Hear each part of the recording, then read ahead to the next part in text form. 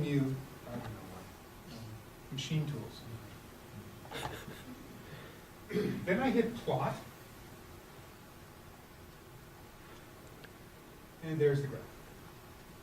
Now, it maybe doesn't look so great because the interpolation between points is a straight line rather than a nice smooth curve. But this looks pretty good. Also, beware, these axes aren't where you think they might be. This guy here isn't 0. It's the value for 5 on forward. But if you stared at exponential decay curves, it's not hard to believe this might be exponential decay. And what you might think about doing is trying to extrapolate a bit, but that, the way this is presented, it's not very hopeful. But there is something that we can do. It's really simple and makes use of the form of an exponential function.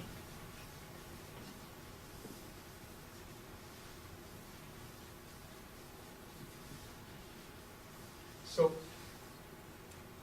C of t is,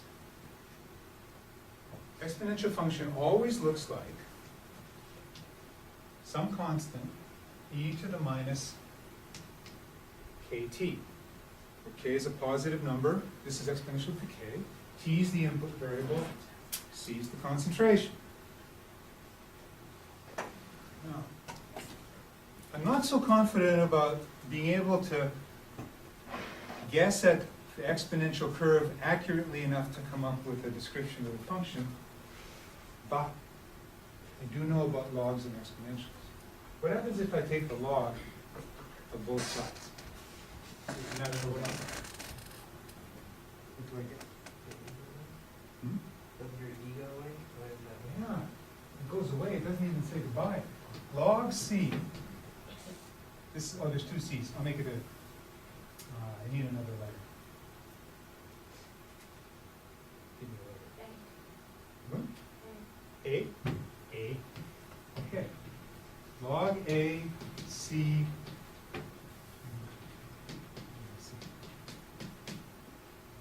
the log of a product is the, somebody was close, somebody said sum? Sum. Log of product is sum of logs.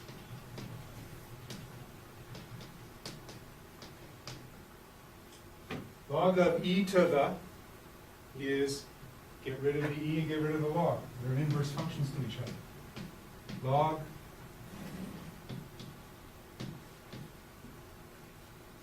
now, this may not look like an advance. However, it is.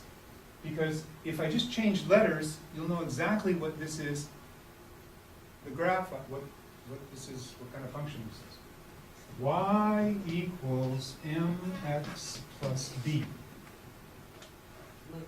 Line. What's the y? The y is the log of c. What's the m? The m's the minus k. What's the x? The x is the t. What's the b? The log of a.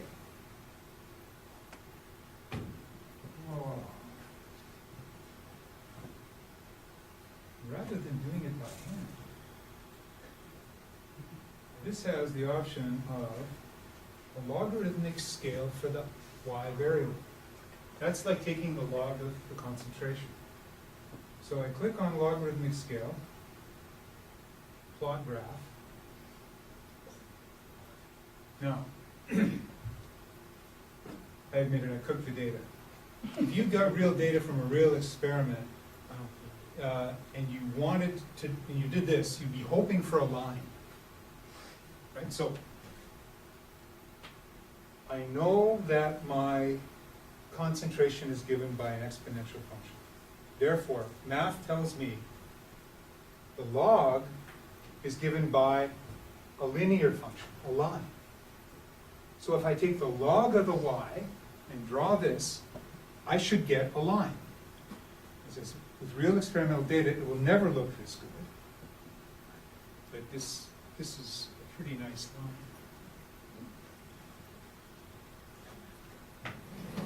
I need to know the equation of the line, what do I do? Right, Rise over run tells slope, right? and then your y-intercept. And then the y-intercept. Right. So all I need is the slope and the y-intercept. So let's cheat a bit, because we don't want to spend a lot of time on this.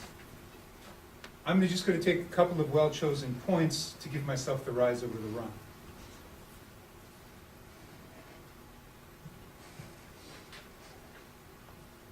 Log, and remember, it's the log for the log of, where'd they go? 4.22 minus log of 0.76 divided by 1 minus 4. And that equals minus 0.57. That tells me the slope, negative 0.57. And so now you do a reality check and you say it's a negative number smaller than 1. It should be pointed downward. Good. It's not too steep. Good.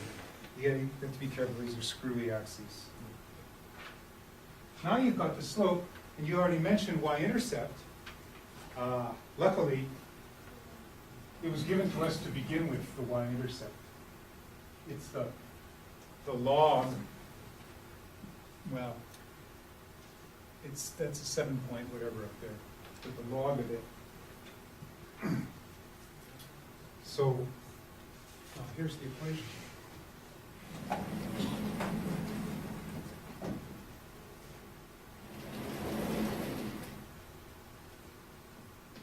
C of t equals, now I've skipped a step. I really should be solving for the log of A,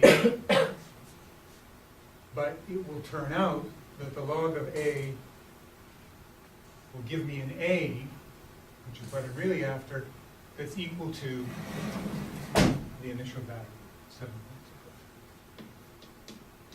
The critical thing is I have my K.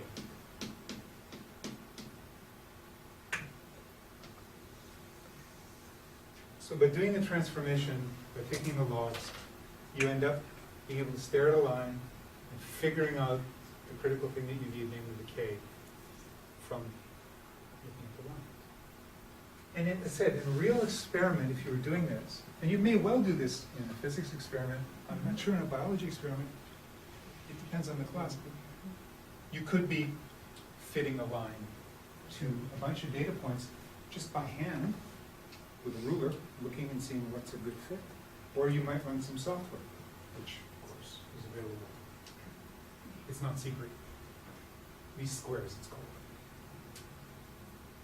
But we have our equation. And now, oh, the punchline.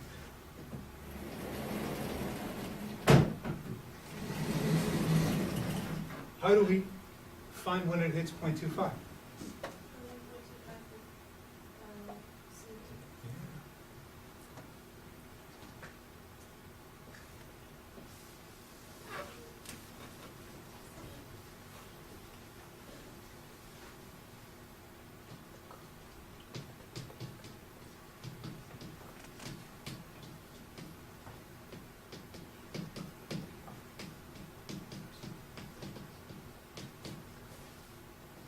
Solve for t. But depending upon how you feel about algebra, this may either be the part that you love or the part that you hate. Is it obvious what you're going to do?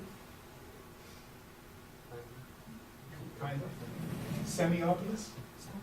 0.25 divided by 7.25 equals e to the minus 0.57 t. On both sides, yes?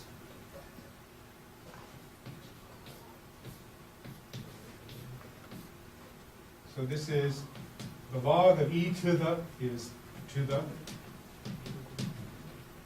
and now you can sort of divide by 0.57, that logarithm over there, and you'll solve and get t is approximately 5.99.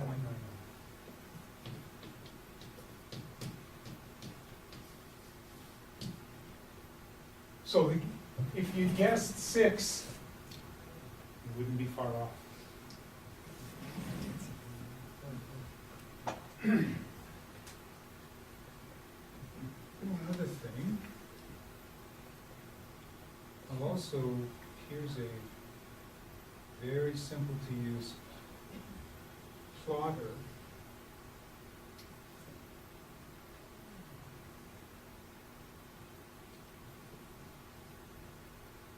Oh, maybe this 0.57 is, oh, that's right. So this is in, also, this is a plotting tool that's really easy to use, and you'll be able to use this on one of these assignments. But it gives them the graph of the function. And you can graph more than one function and see where they intersect and things like that.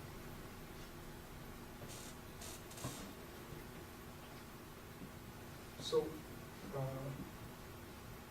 that's one kind of population model. What's wrong with exponential growth as a model of, say, human population? Or maybe make it a little less personal. Say you're modeling the population of some kind of could be a rodent, a bird, Every population has some sort of carrying capacity, so at some point you'll run out of resources and you'll have to shrink. oh darn, you know about carrying capacity. So this is actually good because we're going slower than I thought we would. What she's just mentioned is a way that populations constrain is resources. So the resources could be in terms of food, could be in terms of space. Every population is going to be constrained. Essentially, every population is going to be constrained eventually. And so how do you take that into account? You introduce some sort of change to the exponential function in order to come up with a more realistic sort of description. Now, in population biology, there are all kinds of models, all kinds of approaches to this. The one that you just mentioned gives rise to something called the logistic growth model. Now, since this is a calculus-free presentation, we don't know what this is. We do know what this is. This is our population, our exponential population model. This is actually the derivative of the population function with respect to t. So dp dt. And the way you read this is the rate of change of population with respect to time is proportional to the size of the population. That's the exponential growth model. It gives rise to this exponential equation. Exponential.